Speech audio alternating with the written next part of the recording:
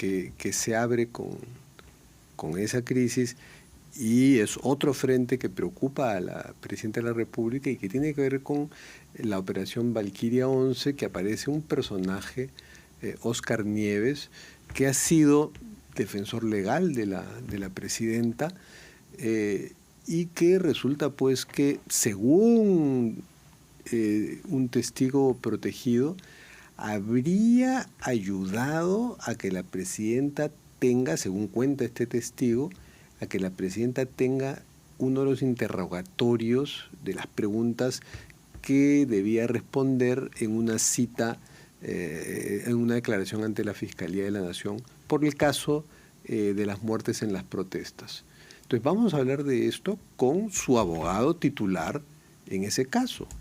Gracias por acompañarnos, doctor Joseph Campos. Gracias, Fernando, a tu disposición. Bueno, ya lo he oído usted decir que usted no conoce a este señor Óscar Nieves, pero si no lo conoce, habrá preguntado a la Presidenta o habrá indagado cómo así aparece este señor asociado al caso que usted defiende. Es que yo lo sucedo.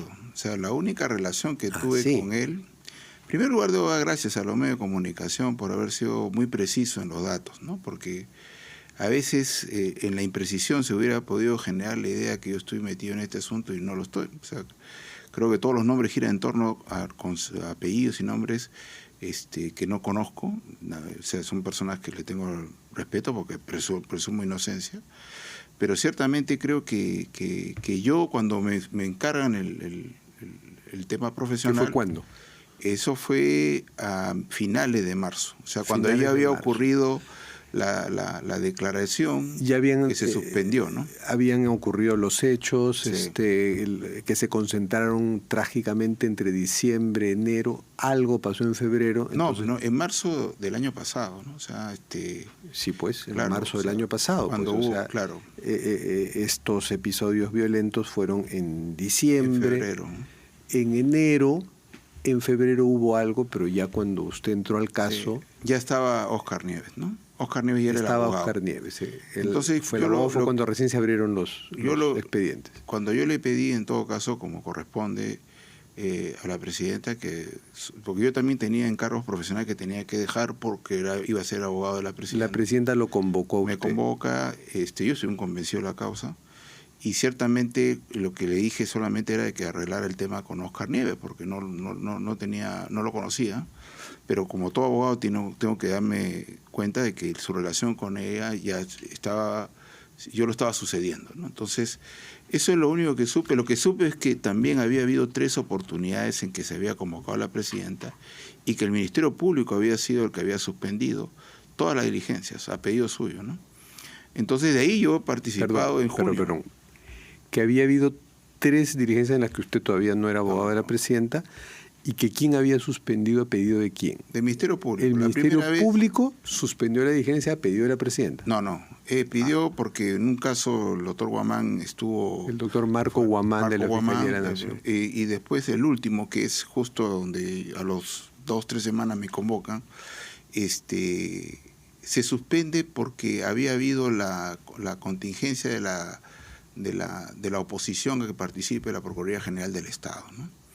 Entonces estaba por resolver en la Corte Suprema, entonces decidieron suspender. No quería ver ahí al doctor Daniel Soria, pues me acuerdo. No, en general, yo es que dice la ley eso. O sea, yo, por ejemplo, a mí me dijeron siempre, pero el juez Chicle ya lo dijo, yo le tengo aprecio, pero no hay ni un juez, ni los 18 juntos de la Suprema que están por encima de la ley.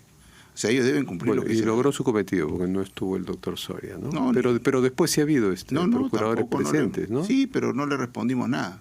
Pero han estado presentes ahí. Sí, a ellos. Y han hecho preguntas, pero no les han respondido.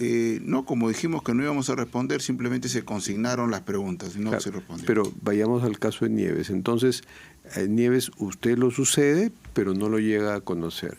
No he tenido el trato con él. ¿Y por qué lo cambiaron? ¿Por qué lo llamaron a usted? Hipótesis mía, ¿no? Porque Nieves no tiene los mejores antecedentes. Puede ser. Bueno, estamos viendo, ¿no? Pero, miren cómo aparece Nieves. Pero yo creo que no sería correcto que yo me exprese así a una persona, sobre todo por mi formación. Yo creo, incluso en las circunstancias que se cita, está presumido inocente. O sea, yo no descarto a la gente Pero siempre cuando uno lo llama a un trabajo que lo ha estado desarrollando otra persona, se pregunta, ¿no? ¿Por qué será? No, Porque no confía en esa persona. Yo más bien pensé, ¿por qué me escogen a mí, no? O sea, yo no lo veo así. O sea, yo lo vi y creo que de alguna manera he desarrollado una experiencia dentro y fuera del país que eventualmente lo puse a disposición de un tema que yo sí creo que es importante enfrentar, ¿no? Por lo impopular que sea. Me han llamado amigos de aquí, fuera del país, preguntándome el por qué, y a todos les respondí el por qué. Yo creo que el Estado constitucional no puede soportar agresiones como esa, y ciertamente creo que se tenía que establecer una acción desde la defensa para efecto de que todos no sean invisibilizados, porque estaban invisibilizados los policías o los militares. Ya. Entonces usted sucede al señor Nieves, sí. Pero por lo visto el señor Nieves seguía tratando de ayudar a su modo a la presidenta, según declaraciones del testigo protegido. Pero el testigo dice que fue antes de la segunda declaración, ¿no?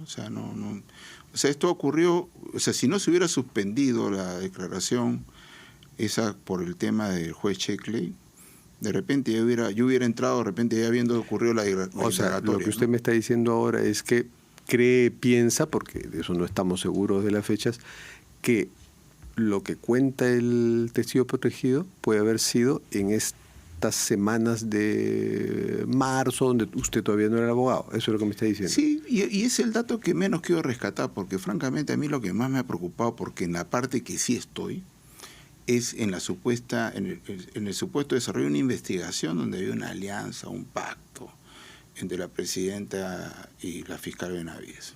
Yo le he sufrido a la fiscal Benavides.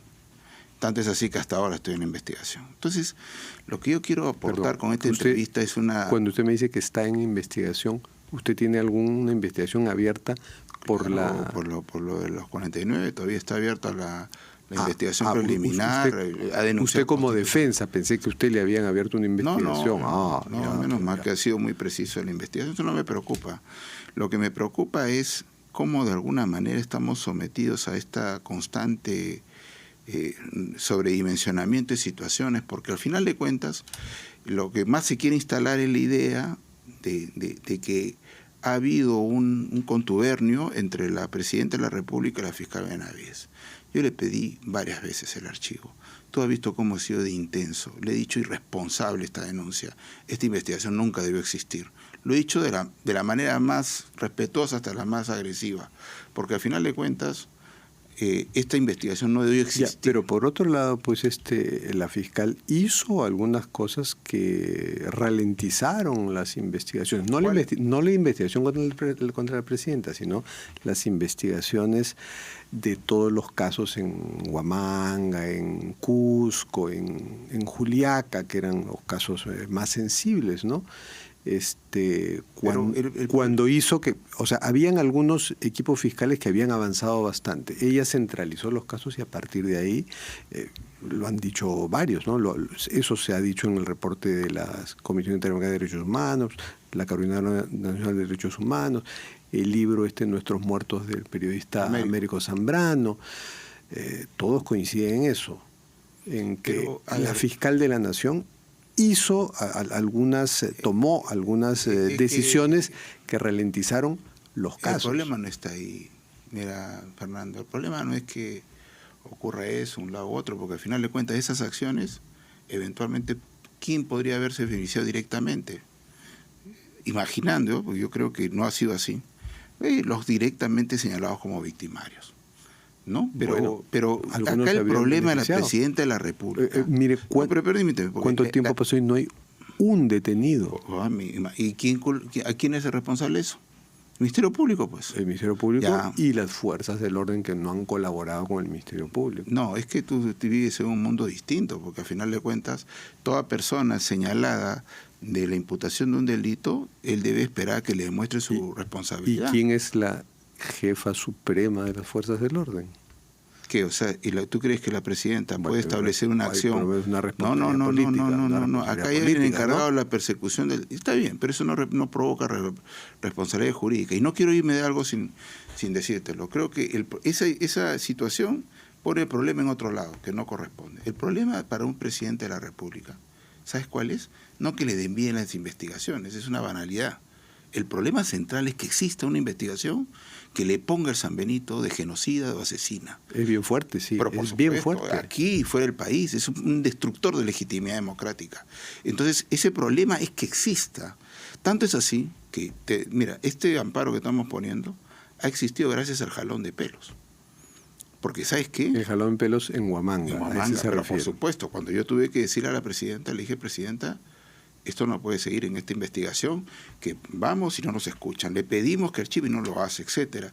Yo entendía el costo político de un amparo a favor de un presidente, pero ciertamente creo que se volvió insostenible cuando existe una persona que entiende que ya no es solamente un rum periodístico, sino hay una lectura institucionalizada que alguien acusa de genocida o de asesina de sus familiares. Yo por esa razón, cuando conversamos sobre este asunto, no hicimos la persecución, porque el problema de esas personas que se atrevieron a jalarle el pelo pues, es que estaban convencidas de una narrativa instalada por la investigación del Ministerio Público. Son víctimas, han muerto en un caso su marido, en el otro caso su hijo. Pero el responsable está en otro lado. Lo que pasa sí, es que pero aquí hay una responsabilidad política. Tienen a la presidenta cerca y dicen, bueno, la presidenta es que de alguna forma simboliza aquello, yo no tengo una aquello que me victimizó, ¿no? Yo no tengo una lectura idealizada de lo que pasó. Yo no creo que muertos se protestan. En protesta no murió nadie. Y la presidenta ha debido tener otra actitud frente a esa gran tragedia, pues, ¿no? Pero si la tuvo, el problema está en que cada momento que ha ocurrido, ha habido esa yo creo que esa es una narrativa. Ha habido otra narrativa, pues que era la de sí, pero eran llevados por la violencia, usados. Lo que no era narrativa era la toma de carretera, lo que no era narrativa era la toma de aeropuertos, lo que no era narrativa era la violencia que viste, lo que no era narrativa era la muerte de Sonco, lo que no era narrativa era los 6 muertos del ejército. Eso no es narrativa, esos son hechos. Esos son hechos y sobre esos hechos han habido 2 narrativas. Las que decían es el pueblo que legítimamente protesta y el otro es el pueblo, es el pueblo llevado por el mal y por el terrorismo. O sea, son 2 narrativas sobre los mismos hechos. Pero para terminar, entonces, pero esta posibilidad pues de que la presidenta haya tenido el interrogatorio porque pronto no lo pidió, sino su amigo Nieves se lo consiguió. Pero el entrenamiento de la declaración efectiva de junio la hice yo.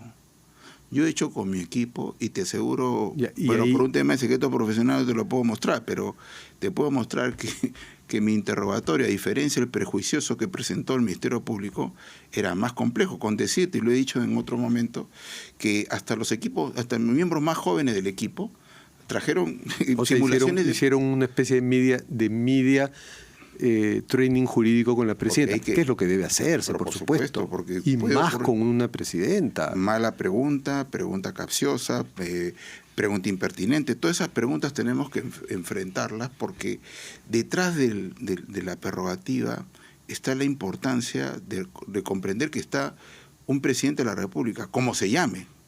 Entonces creíamos que teníamos que generar y poner el talento para este asunto y sobre todo impedir que esto se convirtiera en un show. Y por eso es que no permitimos ni preguntas del Procurador General del Estado ni preguntas de los abogados de los familiares de las víctimas. No.